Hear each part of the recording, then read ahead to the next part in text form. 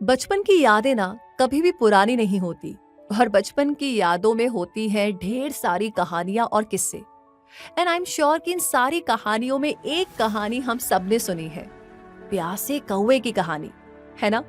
बड़ी ही कमाल की कहानी थी ये, जिसमें एक प्यासा कौवा होता है, पानी ढूंढता है, उसे एक मटका दिखाई देता है जिसमें थोड़ा सा पानी होता है।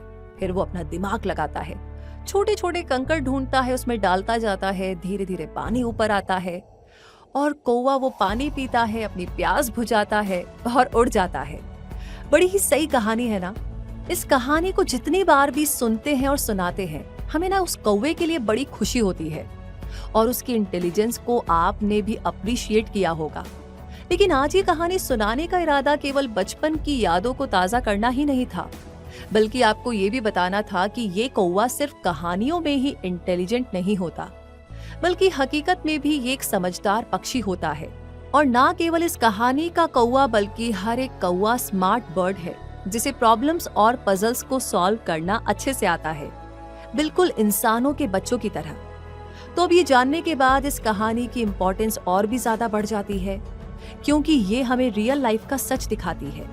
और कहानी के कौवे के अलावा ये हमारा इंटरेस्ट रियल लाइफ में दिखाई देने वाले कौवे को जानने में भी बढ़ाती है। क्योंकि आमतौर पर भले ही कौवे को यानी कि क्रो को एक स्मार्ट और स्किल्ड बर्ड नहीं समझा जाता, लेकिन आज आप जान जाएंगे कि कौवा एक साधारण पक्षी नहीं है, बल्कि बहुत ही स्मार्ट और इंटेलिजेंट बर्ड्स में शामिल है। इसमें इतनी सारी खूबियां हैं जिन्हें जानकर आप हैरान रह जाएंगे।